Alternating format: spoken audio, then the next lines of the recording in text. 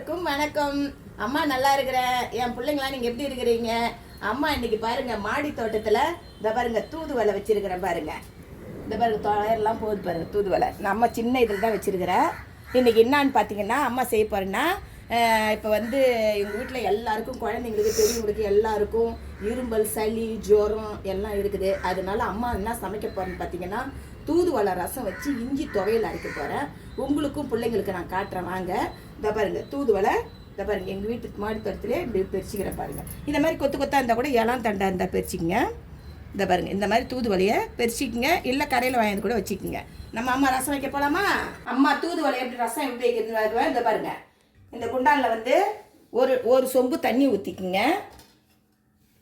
ஒரு அரை எலுமிச்சம்பழம் அளவுக்கு புளி கழுவி சுத்தம் பண்ணி எடுத்து வச்சுக்கோங்க. அதில் போட்டுருங்க.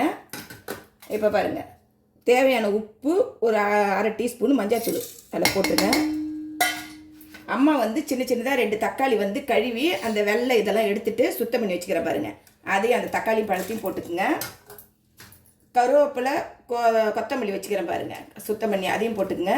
ஒரு கொத்து வந்து புதினா அதையும் போட்டுருங்க.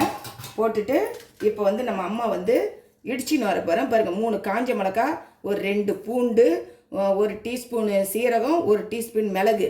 இதை வந்து அரைக்கக்கூடாது, இடிச்சின்னு வரணும். நான் இடிச்சின்னு வந்து காட்டுறேன் பாருங்கள். பாருங்கள் லைட்டாக ஒரு சொட்டு தண்ணி ஊற்றி இதை பாருங்கள் இப்படி இடிச்சின்னு வந்துடணும். இதை பாருங்கள் இதை அப்படியே போட்டுக்குங்க. போட்டுக்கின்னு இந்த புளி தக்காளி பழம் இருக்குது தெரியுங்களா, அதை நல்லா கரைச்சிக்குங்க.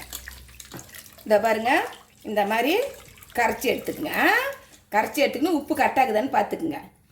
இப்போ வந்து வானில் வச்சு 1 டீஸ்பூனு எண்ணெய் ஊற்றிருக்கிறேன்.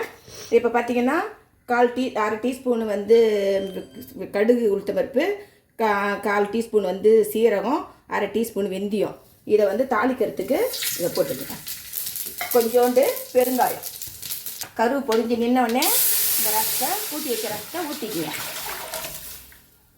இது வந்து கொதிக்கட்டும். இந்த தூதுவளையை ஒரு 2 இந்த பாருங்க கொஞ்சோண்டு ஒரு 2 பிடி தான் வச்சுருக்கிறேன். இந்த ரசம் வந்து பார்த்திங்கன்னா 5 பேர் சாப்பிட்லாம். இந்த பாருங்கள் இது ஏன்னா ஹீட்டு ரொம்ப அதிகமாகலாம் சேர்த்துக்காதீங்க. ஹீட்டுன்றதுனால சளி ஜோரத்துக்கு தான் கேட்குறது.